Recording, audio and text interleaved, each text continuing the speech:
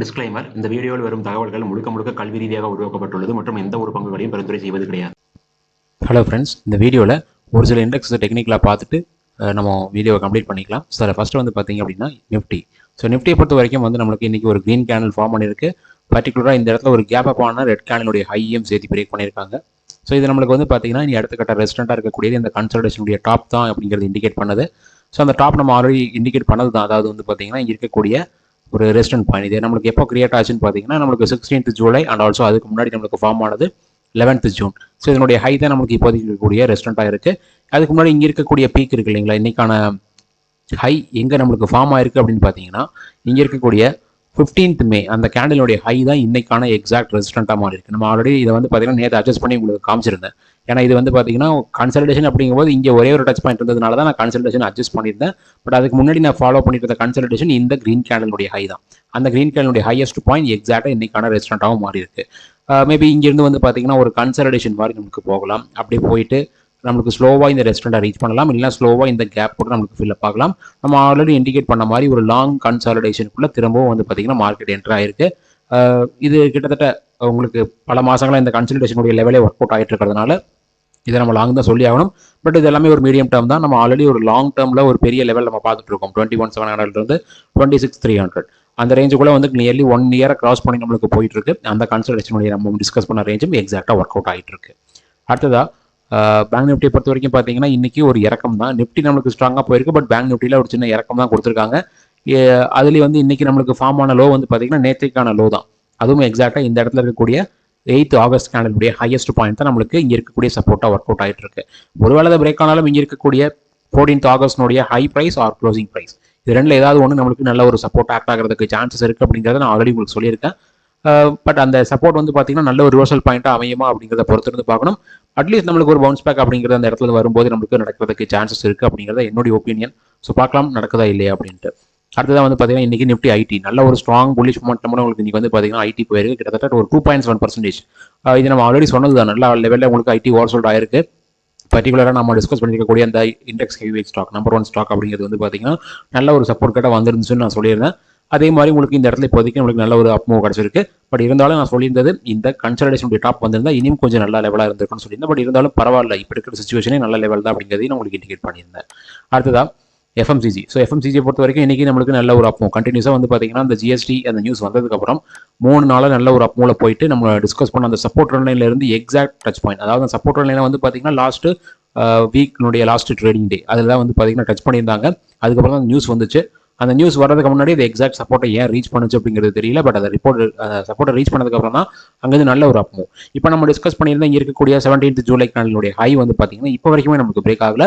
But இருந்தாலும் இந்த இடத்துல என்ன இருக்குன்னு பார்த்தீங்கன்னா ஒரு வீக்லி சார்ட்லையும் சரி டே சார்ட்லையும் இருக்கக்கூடிய ஒரு கிளியரான ஒரு ரெஸ்டன்ட் லைனை எக்ஸாக்டாக இந்த வாரம் ரீச் பண்ணியிருக்காங்க. இனி இந்த வாரம் நம்மளுக்கு இதை பிரேக் பண்ணுச்சு அப்படின்னா எஃப்எம்சிஜியில் நம்மளுக்கு ஒரு பிரேக் அவுட் அப்படிங்கிறது கிடைக்கிறதுக்கு சான்சஸ் இருக்குது. பொறுத்திருந்து பார்க்கலாம் நடக்குதா இல்லையா அப்படின்ட்டு. அடுத்ததாக வந்து பார்த்தீங்கன்னா ஃபார்மா இன்றைக்கி நமக்கு நெகட்டிவ் தான்.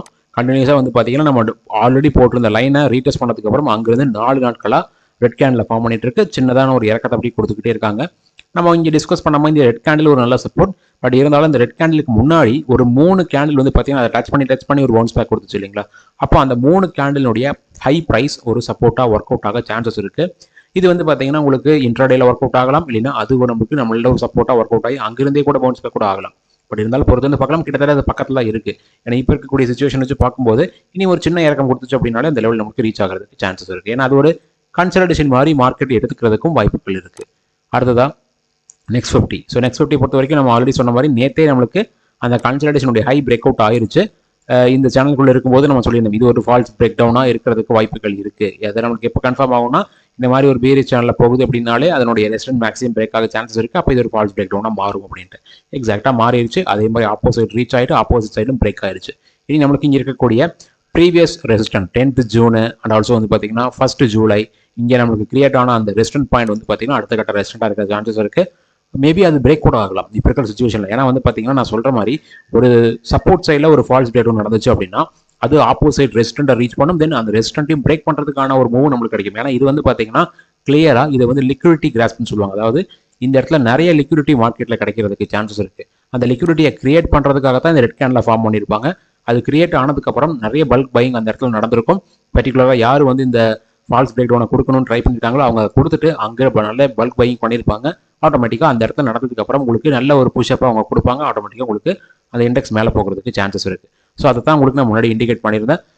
இது ஒரு வீடியோவும் நான் கொடுத்துருக்கேன். என்னுடைய மெம்பர்ஷிப்பில் நீங்கள் ஜாயின் பண்ணியிருந்தீங்க அப்படின்னா உங்களுக்கு அந்த வீடியோவை பார்க்க முடியும். ஸ்டில் வந்து பார்த்தீங்கன்னா இந்த சேனல்லையும் அந்த மெம்பர்ஷிப் வீடியோ இருக்குது. அதை நீங்கள் செக் பண்ணி பாருங்க, ஏன் அந்த மாதிரி நடக்குது அப்படிங்கிறது உங்களுக்கு புரிய வரும். அதே மாதிரி என்னுடைய ஆன்லைன் கிளாஸ் நீங்கள் ஜாயின் பண்ணணும்னு நினைச்சீங்க அப்படின்னா தாராளமாக இந்த வீடியோனுடைய கமெண்ட்டில் மென்ஷன் பண்ணுங்கள். Next Nifty 500. ஸோ நெக்ஸ்ட் 50யும் 500ம் கிட்டத்தட்ட சேம் அதே டைப் ஆஃப் மூமெண்ட் தான். இந்த கன்சல்டேஷனுடைய ரெஸ்டன்ட்டை நேற்றே பிரேக் பண்ணியிருந்தாங்க. இப்போ அடுத்த கட்டமாக வந்து பார்த்தீங்கன்னா நம்ம ஆல்ரெடி டிக்ளேட் பண்ண மாதிரி இந்த இடத்துல இருக்கக்கூடிய 24th ஜூலை கேண்டலுடைய ஹை, தென் இங்கே இருக்கக்கூடிய 30 ஜூன் அதனுடைய ஹையை நம்ம வந்து பார்த்தீங்கன்னா அடுத்த கட்ட ரெஸ்டன்ட்டாக ஃபோக்கஸ் பண்ண ஆரம்பிச்சிக்கலாம். அதான் நம்மளுக்கு நெக்ஸ்ட் ரெஸ்டன்ட்டாக இருக்க சான்சஸ் இருக்குது. பட் அதுக்கு முன்னாடி இங்கே வந்து ஒரு கன்சல்டேஷன் கொடுத்துருக்கு பாருங்க. எப்படி நம்ம வந்து பார்த்தீங்கன்னா பாட்டம் சைடில் ஒரு கன்சல்டேஷன் நான் உங்களுக்கு சொன்னோம். அதாவது ஃபார்முலா சொன்னேன் இல்லைங்களா, இந்த 3 கேண்டில் ஒரு கன்சல்டேஷன் சொல்லியிருந்தேன்.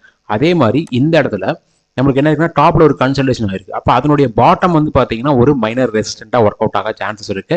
அப்படி பார்க்கும்போது நம்ம வந்து 18th ஜூலை கேண்டலுடைய க்ளோசிங் ப்ரைஸை அதனுடைய பாட்டம் சைட் சப்போர்ட் ரெசிஸ்டண்ட்டை நம்ம வந்து பார்த்தீங்கன்னா சூஸ் பண்ணிக்கலாம். ஏன்னா அதனுடைய சப்போர்ட் வந்து இப்போ நமக்கு ரெசிஸ்டண்டாக ஒர்க் அவுட் ஆகும்.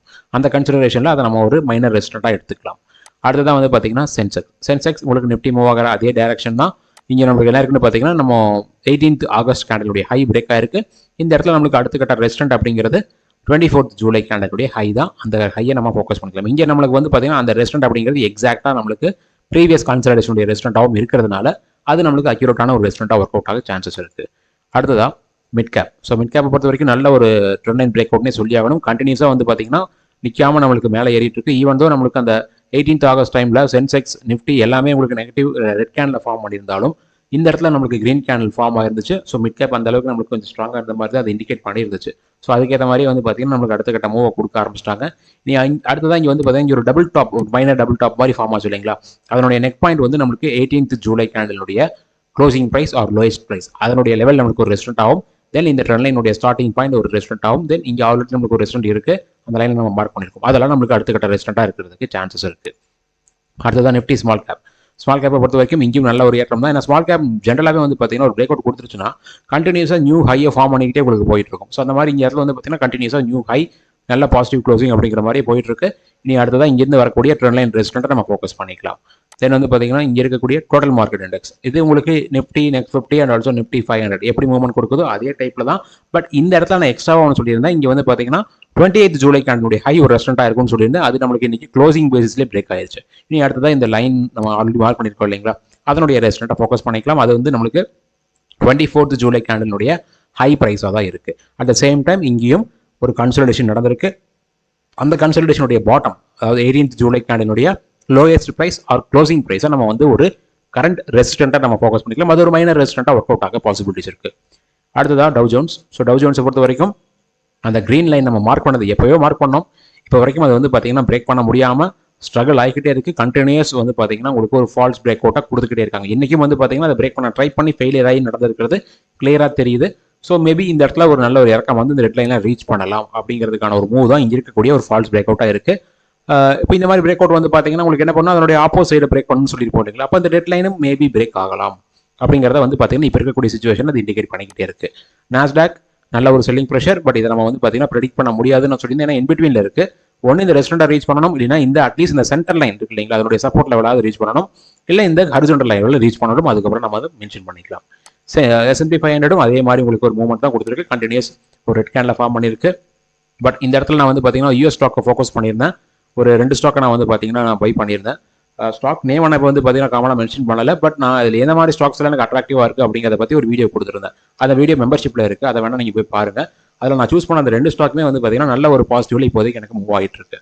அந்த வீடியோ பார்த்தீங்கன்னா உங்களுக்கு ஐடியா கிடைக்கும். நான் வந்து மேஜராக எதை ஃபோக்கஸ் பண்ணியிருப்பேன் அப்படின்னு. அதுலேயும் வந்து பார்த்தீங்கன்னா கம்பல்சரி எதை ஃபோக்கஸ் பண்ணுவேன் அப்படிங்கிறத நான் மென்ஷன் பண்ணவே இல்லை. ஏன்னா நான் சொல்லிட்டேன் அப்படின்னா மேபி எல்லாருமே அதை ட்ரை பண்ணுறதுக்கு சான்சஸ் இருக்குது. ஸோ அதனால தான் நான் மென்ஷன் பண்ணல. அடுத்ததான் வந்து பார்த்தீங்கன்னா கோல்டு. ஸோ கோல்டை பொறுத்த வரைக்கும் நல்ல ஒரு பாசிட்டிவ் சைன் வந்திருக்கு. இந்த இடத்துல வந்து பார்த்தீங்க அப்படின்னா நம்மளால கரண்ட் மூவ், ஏன்னா இதில் ஒரு ப்ரீவியஸ் ரெட் கேண்டிலுடைய ஹை பிரேக் ஆச்சு அப்படின்னா கூட நம்மளுக்கு ஒரு சின்னதாக ஒரு அப் மூவ் வர பாசிபிலிட்டிஸ் இருக்குது அப்படிங்கிற மாதிரி தான் இண்டிகேட் பண்ணுது.